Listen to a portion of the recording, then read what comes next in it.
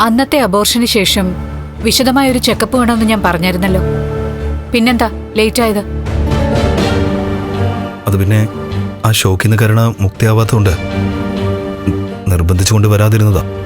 അന്ന് മരണം തലനാരിഴയ്ക്കാ ഒഴിഞ്ഞുപോയത്. ഉള്ളിൽ ചെന്ന പോയിസൺ ഇന്റേണൽ ഓർഗൻസിനെ എല്ലാം ബാധിച്ചിട്ടുണ്ട്.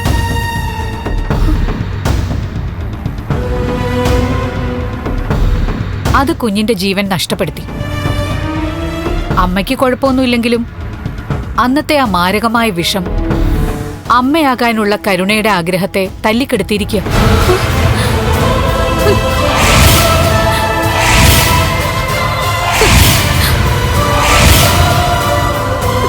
ഡോക്ടർ, പേടിക്കണ്ട. നല്ല ട്രീറ്റ്മെന്റ് എടുക്കണം, അതും കുറെ നാളത്തേക്ക്. പെട്ടെന്ന് എന്തായാലും ഒരു കുഞ്ഞ് ജനിക്കാനുള്ള സാധ്യത കുറവാണ്. എന്നാലും എത്ര താമസം എടുക്കും ഡോക്ടർ? അത് പറയാൻ പറ്റില്ല. കൃത്യമായിട്ട് മെഡിസിൻ കഴിക്കണം. എന്നിട്ട് എല്ലാ മാസവും ചെക്കപ്പിന് വരണം. ടെസ്റ്റുകളെല്ലാം പോസിറ്റീവ് ആയെങ്കിൽ മാത്രമേ പ്രതീക്ഷയ്ക്ക് വകയുള്ളൂ. എന്തായാലും അടുത്ത ഒരു വർഷത്തേക്ക് നിങ്ങളൊരു കുഞ്ഞിനെപ്പറ്റി ചിന്തിക്കാതിരിക്കുന്നതായിരിക്കും എന്തുകൊണ്ടും നല്ലത്. കുട്ടിയുടെ സങ്കടം എനിക്ക് മനസ്സിലായി. എന്നുവെച്ച് വെറുതെ സമാധാനിപ്പിക്കാൻ വേണ്ടി എന്തെങ്കിലും പറഞ്ഞിട്ട് കാര്യമില്ലല്ലോ. ഇങ്ങനെ ഒരു സാഹചര്യം ഒരുക്കിയത് കുട്ടിയുടെ ബന്ധുക്കൾ തന്നെയാണ്. അതിലുപരി ഹസ്ബൻഡ് എന്ന നിലയിൽ നിങ്ങൾ പ്രഗ്നന്റ് ആയ വൈഫിനെ കുറച്ചുകൂടി ശ്രദ്ധിക്കണമായിരുന്നു.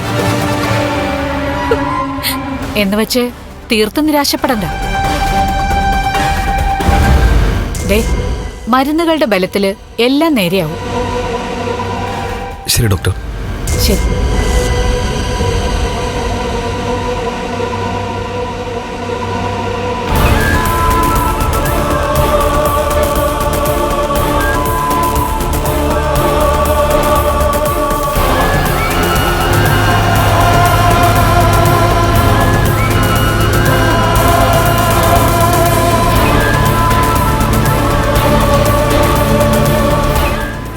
ഒന്നും മിണ്ടാത്തത് എന്ത് മിണ്ടാനാ?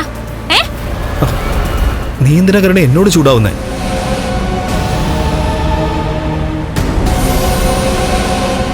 നിർത്ത,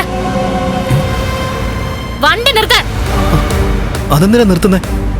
എനിക്കിതിനകത്തിരുന്നിട്ട് ശ്വാസം മുട്ടുന്നു, അതുകൊണ്ട് തന്നെ. നിർത്താനല്ലേ പറഞ്ഞേ?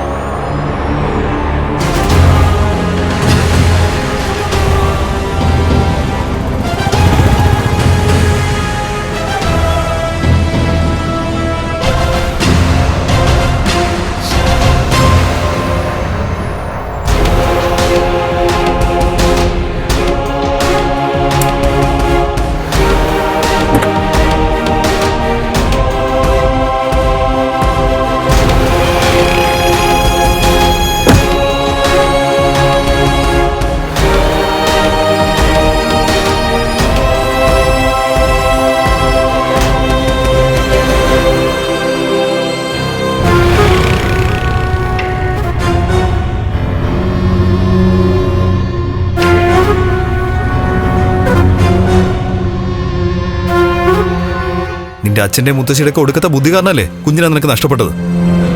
ഒരിക്കലും അല്ല. നിങ്ങൾ എന്നെ പെണ്ണ് കാണാൻ വന്നപ്പോ പയ്യൻ ചെങ്കരിക്കിന്റെ കളറാണെന്ന് മുത്തശ്ശിയാ എന്നോട് പറഞ്ഞത്. ഞാൻ നോക്കിയപ്പോ അത് ശരിയായിരുന്നു. നിങ്ങളെ കാണാൻ സുന്ദരനായിരുന്നു. അതുകൊണ്ടാ ജാതകങ്ങൾ തമ്മിൽ വലിയ ചർച്ചയില്ലെങ്കിലും ഞങ്ങൾ എല്ലാവരും സമ്മതം മൂളിയത്. അതെന്റെ കുറ്റമാണോ? ഒരുമാതിരി വൃത്തികെട്ട ജാതകമാ നിങ്ങളുടേത്. അതും എന്റെ കുറ്റമാണോ?